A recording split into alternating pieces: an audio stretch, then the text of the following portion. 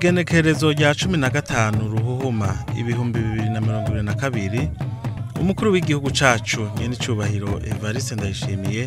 ari kumwe n'umutambukanyi wiwe yarafashe urugendo rwamushikanye mu gihugu c'Ububirigi.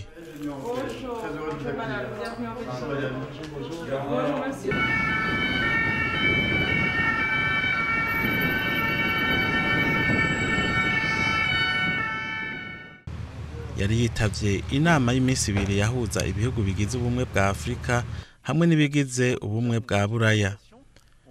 Iyo nama yabaye kw'igenekerezo rya 17 na 18 Ruhuhuma 2022 yuguruwe n'umukuru w'igihugu c'Ubufaransa Emmanuel Macron ari nawe asanzwe arongoye muri iki gihe inama y'abakuru b'ibihugu bigize ubumwe bwa Buraya. Bakaba barabiye hamwe ingene ibisata bikomeye nk'ikijanye n'amagara y'abantu, indero, uburimyi n'ubworozi ndetse n'ikijanye n'ubutare n'agataka byoshigikirwa kurusha muri Afrika. Muri iyo nama ntibibagiye gutera ivyatsi ingeso yo guhirika ubutegetsi yadutse mu bihugu vya Afrika y'uburengero n'imigwi y'iterabwoba ikwiragiye mu burere bumwe bumwe bwa Afrika ikora ubwicanyi gutyo igasubiza inyuma umurindi w'iterambere. Bafunditse kugira urunani mu kurwaniriza hamwe iyo migwi kugira ituzwe ku mugabane wa Afrika. Haruhande y'iyo nama umukuru w'igihugu cacu yarabonanye n'abatandukanye mu ndongozi z'ibihugu ndetse n'iz'umuryango w'ibihugu vya Buraya. Izo ndongozi zikaba zishima intambwe igihugu c'u Burundi gishitseko haba mu vyo gukomeza amahoro n'umutekano ndetse n'iterambere. Narakengurutse cyane kuko abakuru b'ibihugu benshi baradukeza. Barakeza Uburundi ku ntambwe Uburundi bugezeko haba mu bijanye na politike canke iterambere. Mbere hari igihe mpeba nkabaza none mwabimenye gute, bati turabikurikirana cyane, Burundi n'igihugu ciza bakabikurikirana. Barashimira rero abarundi kungene bariko baritwara mu bibazo byose bibaraba yene turiko turubaka igihugu cacu. Naciye mfatira kandi karyo ko kubonana rero n'indongozi zishiramwe rya Buraya. Ubwa mbere twateza kubonana rero n'umukuru atwara inama y'ivyo bihugu, ni uwahoze ari umushikiranganje wa mbere w'Ububirigi Charles Michel. Uwo ni warongoye rero inama y'ibihugu by'umwe bwa Buraya. Twarabonanye rero turaca hirya no hino ibibazo by'u Burundi, hanyuma nawe arashima cyane ku ntambwe tugezeko kuko twaraganiriye umwanya munini turahanahana ivyiyumviro, ndabereka ingene Burundi bwari bwarenganijwe n'ikimenyamenya. Ndamubwira nti mu bisanzwe Uburundi mwebwe mu bufata nkuko kiri nk'ibindi bihugu byabaye mu mahoro imyaka n'imyaka, mugabo ntimwamenya yuko kuva mu bihumbi 2000 twari dutanguye kwiyubaka. Ndamwereka imigambi turiko turakora yose ingene imeze, hanyuma rero ndasubira ndamubwira nti ntiduze gusubire gucanamo. Nta kintu na kimwe navuze ntimbwira ikintu twaba tutavuga rumwe cotuma mwebwe mutwinuba ko byose tubivuga ko rumwe. Turabiganira ko arashima cyane aravuga ati ubu ukuva mu 2020 mugize amatora biraboneka neza ko Burundi bwahinduye isura n'ingene buriko burakora. Bakaba ati turabafashe mu mugongo rero. Aranambwira ati kugira ntiduze rusubire gucanamwe reka tugere duhanye n'amanimero y'amatelefone, ati kuko iyo duciye muri bajya baserukira ibindi bihugu birateba, atariko nk'ubu unkeneye cyangwa ngukeneye yuko ruzoca duhamagarana. Mwumva ko twageze aho duhana n'inimero z'amatelefone kugira ntituze dusubire gucanamwe. Twese rero twumvikanye ko tugiye gukorera hamwe gusenyera ku mugozi umwe, kandi aremera yuko ishiramwe rya Buraya rigiye gufata mu mugongo bimwe biboneka igihugu c'u Burundi. Rero haca haboneka rero amarembo yari yuguriye kugira duce tubonana n'ubujejwe rero novuga nti ubujejwe imigenderanira ijanye n'iterambere, umukomiseri abijejwe nawe rero twaciye tubonana nawe nyene turamucira mu kumanje kuko bari kumwe n'abahinga bobo bataza bavuga amapolitiki ahanitse, bavuga ibiboneka. Barashima cyane intambwe tugezeko naho bazi yuko ibihugu bikiri mu nzira y'iterambere bifise ingorane nyinshi cyane dutegereza gukora. Mugabo barashimye intambwe Uburundi bugezeko, bavuga bati ntitwosigara inyuma rero. ati twebwe ntitwirirwa turaja hirya no hino Burundi twamaze kubutegurira n'imfashanyo mu iterambere baca baratwemera yuko bamaze gutora kwemeza amahera ashika imiliyoni 214 aho bavuga bati muri izo miliyoni 214 twaciye tuvugana yuko tugiye kubishira mu ngiro vuba. Murazi ko jewe ndakunda kwihuta ubujejwe Afrika ubwo nyene naciye ndamurondereraho nyene ca turavugana tuti turashobora kunyarutsa nawe acarabaza abahinga bari kumwe ati turashobora kunyarutsa bose bavuga bati birakunda ni sawa rero ubu rero natwe duciye tuja kwitunganya tubaha imigambi muzoshobora gushigikira mu migambi yacu ijanye n'iterambere murazi ntituyibuze iriho rero nkaba narashimye cyane iyo mibonano twagiraniye n'izo nzego mbere kubera umwanya murabona ko wari mutoyi n'umushikiranganje w'imigenderanire naciye ndamutuma arondere mugenzi we mu Bubiligi kugira ngo nawe bavugane ibijanye n'ingene twokomeza imigenderanire myiza hagati y'u Burundi n'Ububiligi cyane cyane ko muri iki gihe turi mu bihe byo kumenya ukuri no kurekuriranira ni gihe Ububiligi bufise vyinshi bubitse mu mabanga y'igihugu cy'u Burundi. Ico rero naragishimikiye ko nti ubimusabe yuko twebwe dukeneye ko baduha uburenganzira bwo kuja kuraba ivyo babitse biri mu mabanga y'igihugu cy'u Burundi kugira ngo dushobore kubona akahise ku Burundi kukuri tukabonera hamwe nawe nyene rero bakaba yaze neza kandi vyagenze neza. Imbere yo kuganuka mu gihugu umukuru w'igihugu yarabonanye n'abarundi basanzwe baba mu gihugu c'Ububiligi aho bamwakiranye akanyamuneza ntangere.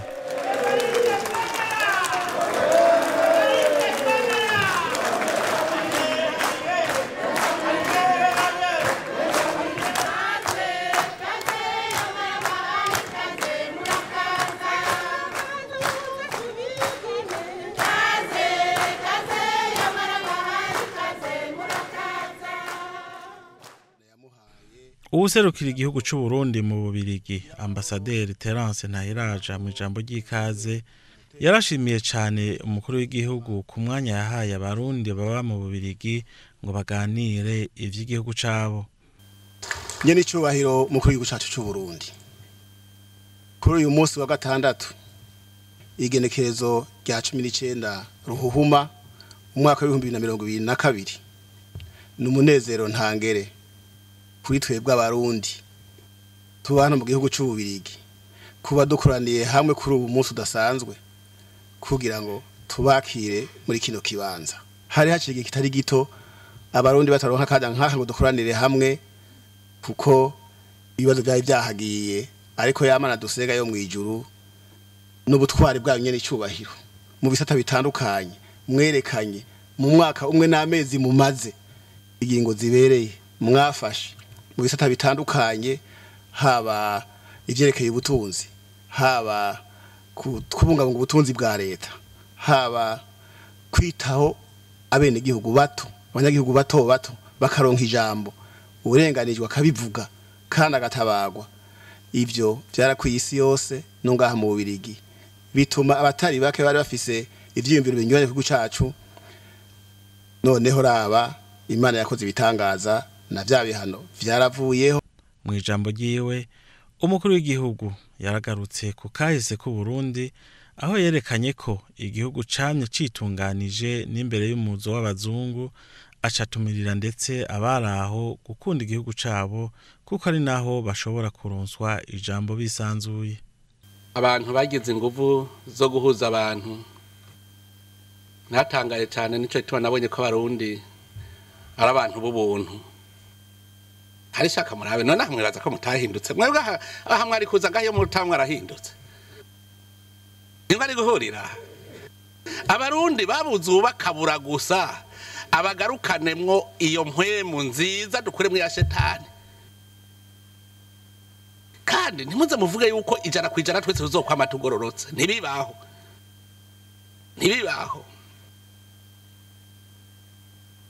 twebwe rero nitwe tuzogira iyo effort rero ahibera si yindi aha muri mwebwe mwenyene je nababwira igitangaro kirimo genda murabe amategeko agenga impunzi nta mpunzi honyene uhonyoye mu gihugu cyawe wahunze hasere ikigufuta nta mpunzi irishobora kubonana n'umukuru w'igihugu yahunze ntibibaho nta droit politique abagifise ni mpuzamakungu abasigaye waoni ntabakiri uw'ico gihugu mugatwebwe mu Burundi iyumvire uri impunzi gushika uvuga uti je ndihinduye karanga muntu kuva ubu ndi diaspora ugacuvuga ngo je ndi diaspora sinzi impunzi aha mwaje kuko muri diaspora iyo mwari impunzi ntimwazi iki cogene mumenye yuko ni gitangaza gikomeye nico je nico kimpa umwizero ukomeye cyane Uburundi buriko burahinduka biteye ubwoba ubu nta numwe adafisa akaboga k'igihugu ciwe jewe mbonye abantu bashobora kwandika makete banyandikira bati dutabare udufashe dutahe negatenda aterigoro cyagihe abari baheruka kunyandikira je navuze okay ngira mbwira abarundi duteranya amahera tuje kubatahana sabi wacu yavuko nabi wacu reka rero buturondera amahera dufata amabisi tuje kubazana hashisere yapfuye kuvyumva yaciye batahana byari byarananiranye kuko bavuze ati erega bafite uburenganzira bwo kuza kubatora none se abarundi je ndise barundi abarundi basanzariye hose ntegeza kubarondera umurundi wese ategeza guterera umuganda wiwe itafari giwe kugira twubake igihugu cyacu umwe wese akabona ati mwibagiye hanje nahabonye gira uko rero twavuga kajya tukagirena hari hivyo muva ngo mukuru w'igihugu dukorera ibi ninde yambwiye je hari umutahe jewe fise wo kubikora n'ivy'igihugu nico ituma tugwanya ibiturire n'ubusuma tubigwanya kuko n'ivyabene gihugu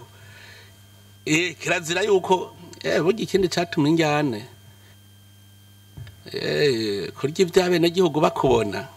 ari vyabo atako bari bugire bararungurirwa bakarungurirwa umunsi umwe baraturika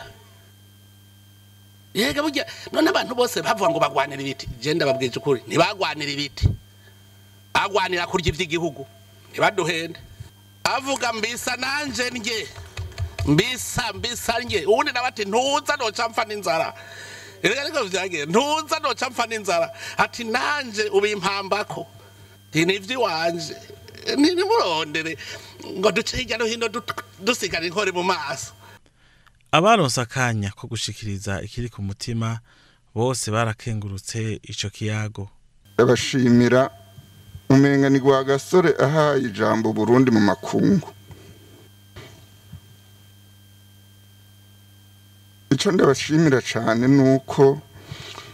umunyagihugu mutoya mumuha agaciro ntangere mwebwe mwaratanze na nimero ya WhatsApp y'wanyu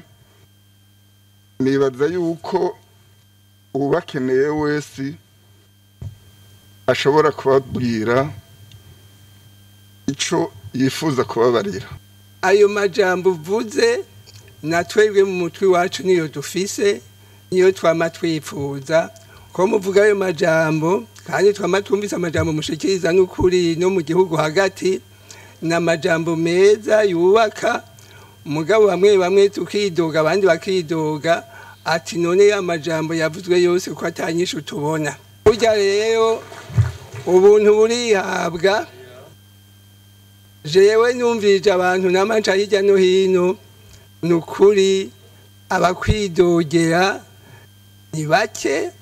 uko nta n'imyaka myinshi uri umukuru w'igihugu mugabo n'imyaka umaze yego nta nyambi bagahunze hari bicamwo bamwe badashima bibi mugavyo bibi si uwa wabikoze nimwe navuga nti burya umutwari ntaba mubi babi n'abahanuzi nagira mbaze ndabashimire kuyu mwanya mwatanze mukumviriza abarundi nibaza yuko abarundi benshi batanguye kubishima cyane cyane kuri ya nama mwagirisha jewe nari nagiriwe ubuntu ndayibamo kuva igitangura mpaka ihere ya yindi yitwa Forum sur le développement.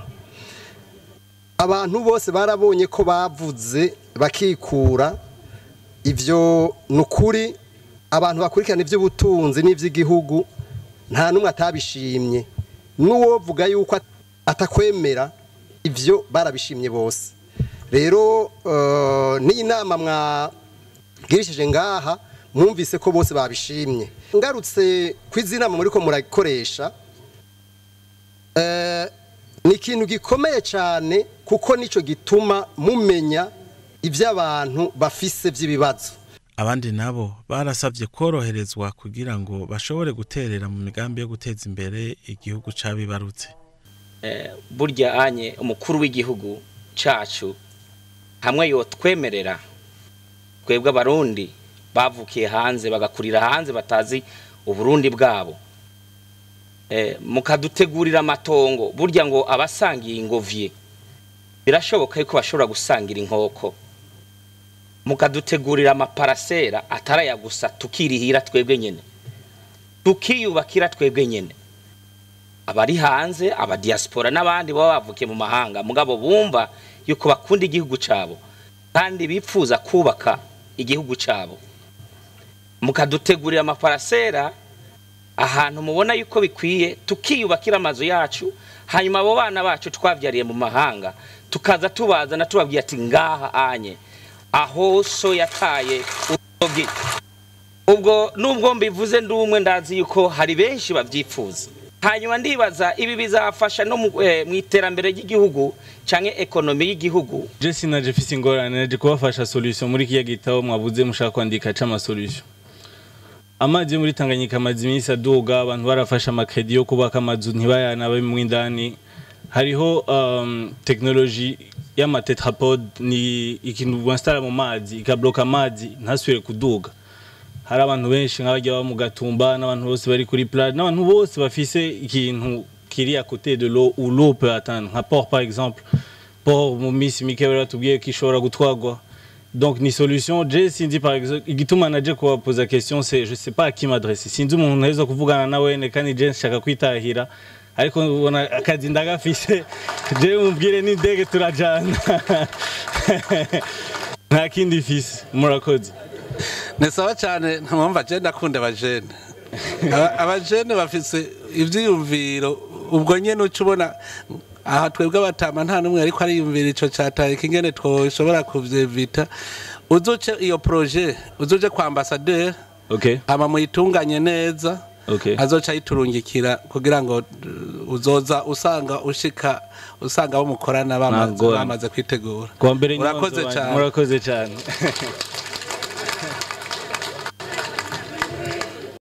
Eka n'abashikirije ibibazo bibabakiye cane bijanye n'ubutungane barahumurijwe n'umukuru w'igihugu. No kuvuga leta nayifise obligation de poursuivre et de juger les criminels. Leta umuntu apfuye wari we wese leta itegeza kurondera uwamwishe yaba ari umusoda yaba ari inde uwari we wese yishe umuntu nta numwe aja hejuru y'amategeko. Iyo rero leta yase guhiga abo bantu babishe umuntu ico gihe ibiri complice icayagirizwa yuko ida protéger les droits de l'homme kuko ifise obligation de protéger de poursuivre et de juger. Rumva rero iyo leta idashoboye gukora ivyo bintu ntibikingiye agateka kazi na muntu mu bisanzwe nivyo rero nama ndiko ndabwira parke umuntu wa mbere iyo abuze umuntu wiwe ikintu ca mbere ukora uja muri police kwebwe wacu icambere ukora uja ku radio pour fausser les enquêtes muga ntavyo bazi ngira ngo ntavyo tuba tuzi murumva iyo tuva nibijyana kumwe ndababwira turabaho tugeze no kuvuga iyo ubuze umuntu wambe icambere ukora uja muri police twebwe hari umuntu ejo yagiye ku rubanza ntiyagarutse batubwira yuko yoba yatwawe n'imodoka iyi ni ankete zitangura bavuze bati naka nashaka ari general naka icambere wewe ejo warihe urumva ankete zitereza guca zitangura ejo warihe byagenze gute kugira ngo birondegwe gushikaho batora kiya niya umuntu yarapfuye cyane atapfuye abantu bakabona yuko nabo rega namwebwe abene gihugu murafasha muri enquête kuko barashaka kuvuga ngo barabahubishije ni murabire hajya mugatwebwe uvuga ngo kujya ari umugenzi wanje ntibamuvuge ntajemwo muri affaire ivyo rero byose rero ni ibintu rutegerezwa gukira rero nkajya senede yashije turakorana cyane ije wa mbere nama ndiko ndabasaba ijya commission ndabwira nti ega jewe nije nserukira iryo hanga nije nserukira igihugu leta nuvuga namwe nimwe murerekera leta kugira ngo ntihagira abicanye tubona muri iki gihugu iyo mubonye akantu rero bamuza muratubwira mwebwe kubera mwumviriza abantu benshi murashobora kumenya kugira tugira amahanyete dufate je turakorana cyane hagiye rero naganda kubwire serede yashe turakorana cyane mugabo kubera ya esprit twe dufise abantu ntibarategera neza nko kugenda bitegera erega namwe nimwiyumvira mu mutwe wanyu basibiriyo kugira none je sindi umuntu je murambwira abantu nije narakize hasigaye ko abantu bakira yabivuze neza ujya mutama ati umwami rumva ntacumura abari munsi yiwe nanje muhora muvyumva bavuga ngo none azohatambikiza hose hashobora navyo muhora mu rumva gufata rero rero nagenda babwire iyo uvuze ko igihugu cy'u Burundi ari kibi ni jewe ububwiye nkaca ndakubaza none wewe kutankebuye nico gituma natazi rya telefone uba abantu iyo bagize ibibazo ubwo nyene nzabona ka message hari ikintu kibaye hana ncamamagara uhagaba aho hantu raba iki kintu ko ari ico hari ivyo nsanga ari vyo hari havyo nsanga atari vyo no kompenda barampenda kabisa. Ico kiyago biboneka ko cahimbaye congera kiranyura abaraho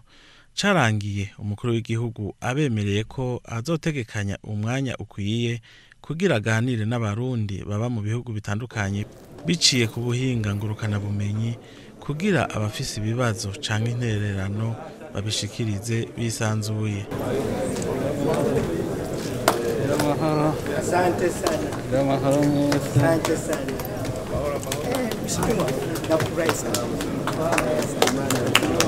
Leta Ngozi oye! Leta Mvyeyi oye!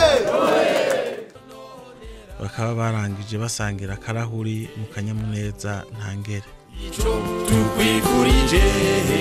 sagamba Burundi sagamba Burundi. Kwigenekerezo rya 20 ruhuhuma 2022 niho umukuru w'igihugu ari kumwe n'umutambukanyi wiwe baganuka ku kibuga c'indege Melchior Ndadaye eka aho yaciye hose gushika ku kirimba abanyagisagara ca Bujumbura bari bamutegereye berekana akanyamuneza bari bafise.